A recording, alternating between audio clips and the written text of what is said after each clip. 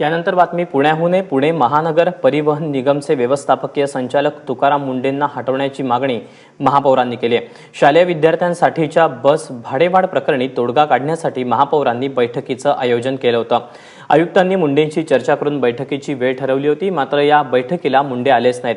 त्यामुळे संतप्त महापौर मुक्ता टिळक आणि इतर पदाधिकाऱ्यांनी मुंडेंचा निषेध केला. तसंच तुकाराम मुंडेंना हटवण्याची मागणी मुख्यमंत्र्यांकडे करणार असल्याचं मुक्ता टिळक यांनी म्हटलं आहे. नागरिकांच्याच तक्रारी जर का ऐकायला यांना वेळ नसेल तर मग या संदर्भामध्ये मुख्यमंत्र्यांच्याकडे चर्चा केली पाहिजे आणि त्याप्रमाणे मी असेन, माझे गटनेते आहेत श्रीनाथ भिमाले, मुरली मोहोळ असतील, आम्ही वारंवार या संदर्भामध्ये आमचे पालकमंत्री असतील, खासदार असतील, या सर्वांची या संदर्भात चर्चा केलेली आहे. परंतु आता मुख्यमंत्र्यांशी या विषयामध्ये आम्ही चर्चा करू. आणि याबद्दल अधिक माहिती देण्यासाठी पुण्याहून आमचा प्रतिनिधी मंदार गुंजारी आपल्यासोबत आहे. मंदार, तुकाराम मुंडेंना हटवण्यासाठी आता महापौरांनीच दंड ठोपटलेत.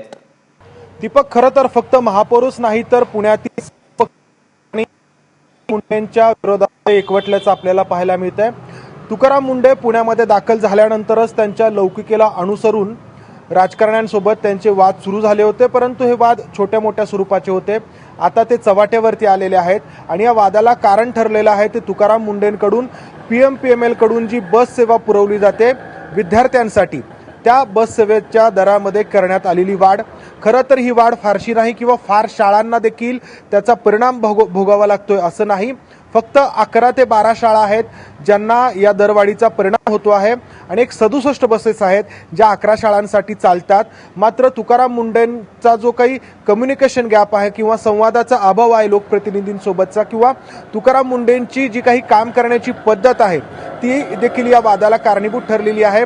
तुकाराम मुंडेंचं असं म्हणणं आहे की PMPML ही तोट्यात आहे, मी त्याला आणण्याचा प्रयत्न करतो आहे आणि आत्ताचा जो बस असं म्हणणं आहे की या बसेस खाजगी शाळा वापरतात आणि खाजगी शाळांमधील जे विद्यार्थी या बसमधून प्रवास करतात त्या विद्यार्थ्यांची संख्या कमी असते.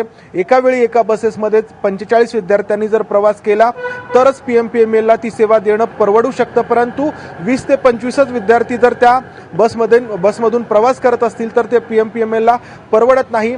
दुसरा तुकाराम मुंडेंचा मुद्दा आहे की त्यांनी महापालिकांच्या शाळांसाठी ही दरवाढ लागू केलेली नाही तर फक्त खाजगी शाळांसाठी आहे. आणि तिसरा मुद्दा आहे की जी विद्यार्थ्यांसाठी पासची सुविधा आहे त्यामध्ये त्यांनी कोणत्याही प्रकारची वाढ केलेली नाही. म्हणजे मुद्दा आहे तो फक्त 11 शाळांसाठी ज्या 67 बसेस चालतात त्या बसेसच्या दरामध्ये करण्यात आलेली वाढ. खरं तर या मुद्द्यावरती आधीच महापौर आणि इतर भाजपच्या नेत्यांनी तुकाराम मुंडेंकडे दर कमी करण्याची मागणी केली होती, त्यांनी नकार दिला. मग इतर राजकीय पक्ष यामध्ये उतरले. तुकाराम मुंडे महापालिकेमध्ये उत्तर देण्यासाठी पाचारण करण्यात आलं. मुंडे महापालिकेच्या सर्वसाधारण सभेत आले नाहीत आणि त्या ठिकाणी एक प्रतिष्ठेचा मुद्दा झाला. विरोधकांनी भाजप आणि भाजपच्या नेत्यांना या मुद्द्यावरून टार्गेट केलं आणि त्यामुळे अखेर महापौर आणि भाजपच्या इतर नेत्यांना मुख्यमंत्र्यांकडे दाद मागण्याची, तुकाराम मुंडेंना पुण्यातून हटवून पुन्हा राज्य शासनाच्या सेवेत घेण्याची मागणी करण्याची वेळ आली आहे. दीपक, निश्चितच त्यामुळे पुन्हा एकदा संचालक जे PMPMLचे आहेत तुकाराम मुंडे आणि महापौर मुक्ता टिळक असतील किंवा राजकीय नेते असतील ते पुन्हा एकदा आमने सामने आलेले पाहायला मिळतात पुण्यामध्ये. मंदार, धन्यवाद दिलेल्या माहितीबद्दल.